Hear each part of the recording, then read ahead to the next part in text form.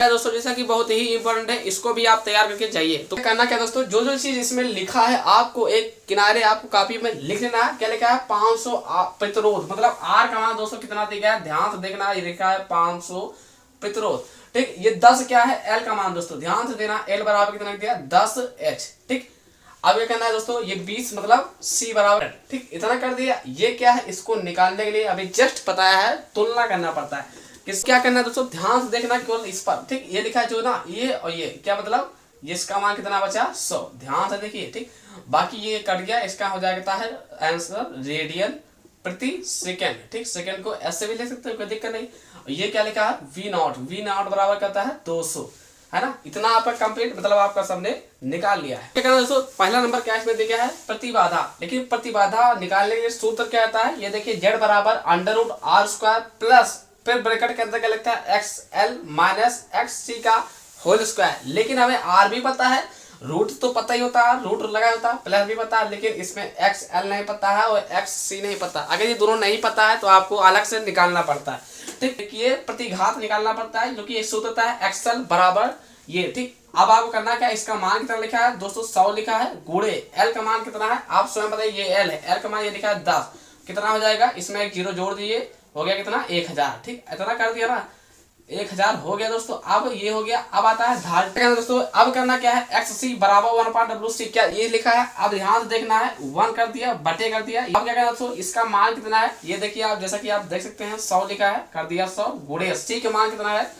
20 गुणे 10 घात -6, इतना आप कर लिया ऑलरेडी। अब क्या करना है, ध्यान से देखते रहना बस केवल, है ना। अब C बराबर 1 बटे क्या लिखा है 20 को जब गुणा करोगे 100 से तो कितना हो जाएगा, 20 को अगर 100 से गुणा करोगे तो दोस्तों हो जाएगा 2 जीरो बगल लग जाएगा, इतना करना है गुणे 10 घात -6।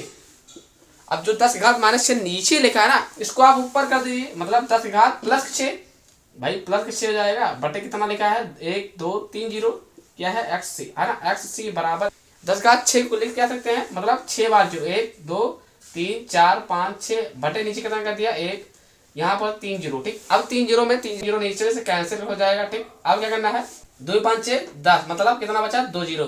XC का मान दोस्तों कितना आया आपका 500। बस इतना करने के बाद बहुत ही आसान है, बड़ा शानदार और मजेदार है, ठीक।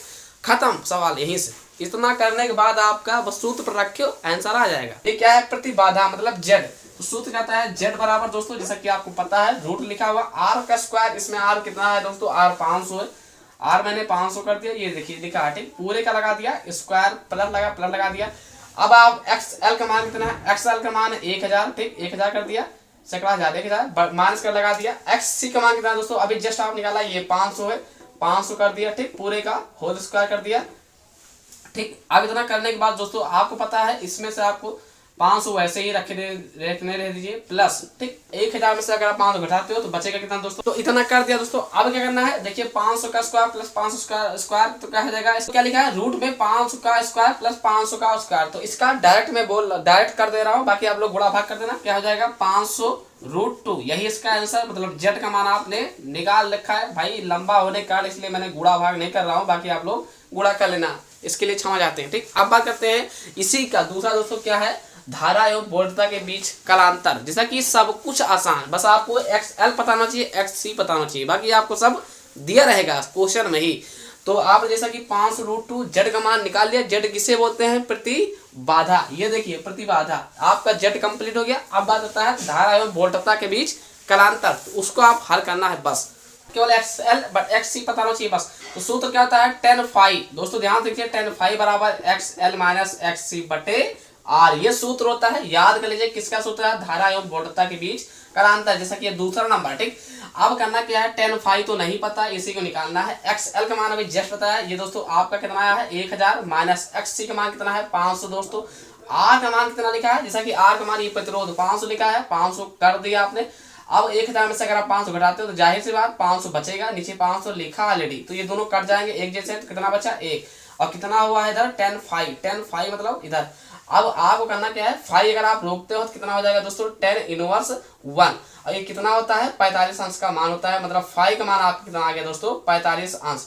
आपका आंसर यहाँ भी मतलब धारा एवं वोल्टता के बीच कालांतर 45 अंश का मान आंसर आ गया, 45 अंश आ जाएगा, चाहे आप यहीं पे छोड़ दीजिए। ये इंपॉर्टेंट, ये मान चलिए ये सवाल आपका लिख चुका है 110%। ये बात तो तय है कि ये सवाल आएगा। आप लोग अगर गलती हल्की से भी करते हो तो लगा नहीं पाओगे। ये सवाल क्या है, इतना ही इंपॉर्टेंट है। अगर आप ध्यान से नहीं देखते हो ना तो नुकसान तो हो ही जाएगा। परिपथ बना रहेगा दोस्तों, जैसे कि लिखा है, दिए गए परिपथ में ज्ञात कीजिए। एक ही सवाल के अंदर आपका 5 सवाल छुपा हुआ है। पहला एल का मान इसमें 10 हर्ट्ज दिया गया है। सी का मान क्या है 20 × 10⁻⁶ फैराड भाई दिया गया है। 500 प्रतिरोध ये क्या है, इसको अभी जस्ट बताया है पहले भी।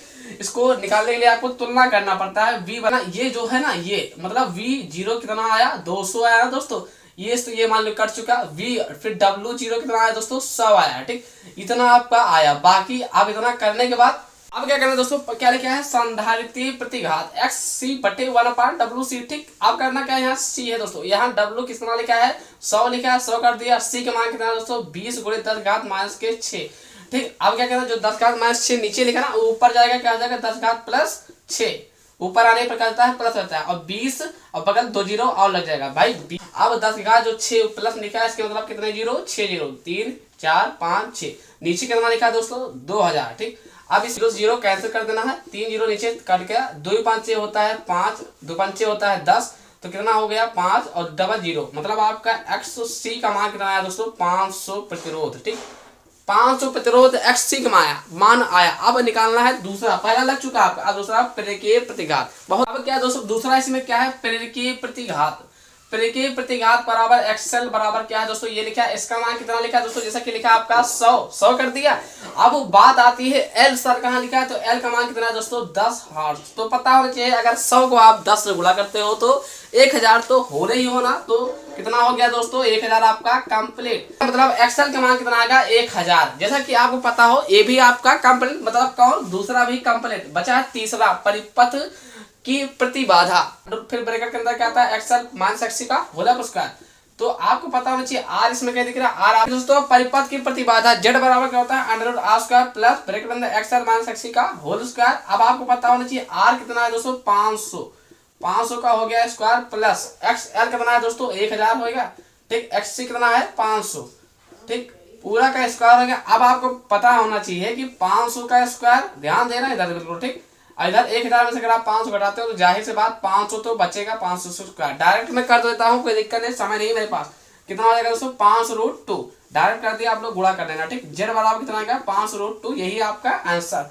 अब ये भी आपका तीसरा भी कंप्लीट। बाकी ये चौथा नंबर में क्या दोस्तों, चौथा नंबर क्या है, धारा और वोल्टेज के बीच आपको कालांतर निकालना। क्या होता है tan phi बराबर XL-XC/R।